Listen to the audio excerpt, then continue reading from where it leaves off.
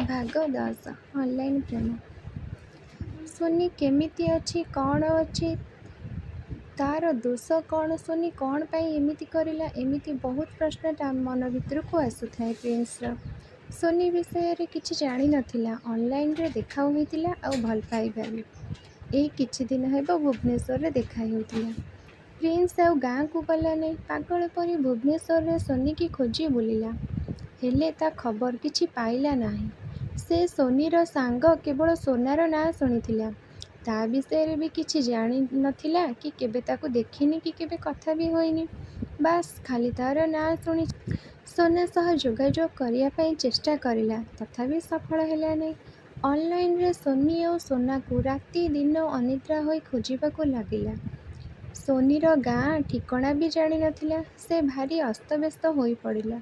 ତା ଜୀବନର ସବୁ ଖୁସି ହଜିଗଲା ପରି ଲାଗୁଥିଲା। ଏପଟେ ପ୍ରିନ୍ସର ମା ପ୍ରିନ୍ସକୁ ଜବରଦସ୍ତ ଗାଁକୁ ନେଲେ। ତା ପାଇଁ ଝିଅ ଦେଖିବାକୁ ସାଥିରେ ନେଇକି ଗଲେ। ପ୍ରିନ୍ସର ଟିକେ ବି ଇଚ୍ଛା ନଥାଏ, ବାପାଙ୍କ ସମ୍ମାନ ପାଇଁ ଚୁପ୍ ହୋଇ ରହିଥାଏ। ଝିଅ ଆସିଲା, ସମସ୍ତଙ୍କୁ ପ୍ରଣାମ କରିଲା। ଝିଅଟି ଦେଖିବାକୁ ବହୁତ ସୁନ୍ଦର, ଉଚ୍ଚଶିକ୍ଷିତ। ଦିଲ୍ଲୀ କଲେଜରେ ଡିଗ୍ରୀ ହାସଲ କରି ଦିଲ୍ଲୀରେ ଗୋଟେ ସରକାରୀ କଲେଜରେ ଅଧ୍ୟାପିକା ମଧ୍ୟ ଅଛି। ଝିଅକୁ ଦେଖି ପ୍ରିନ୍ସର ବାପା ମା ବହୁତ ଖୁସି। ପ୍ରିନ୍ସର ମା ଆଗରୁ ଝିଅକୁ ଦେଖିଥିଲେ ଆଉ ବୋହୂ କରିବେ ବୋଲି ମନସ୍ଥ କରିଥିଲେ।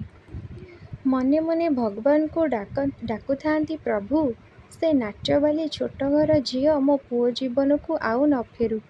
ଏ ଝିଅ ମୋ ଘରର ବୋହୂ ହେଉ।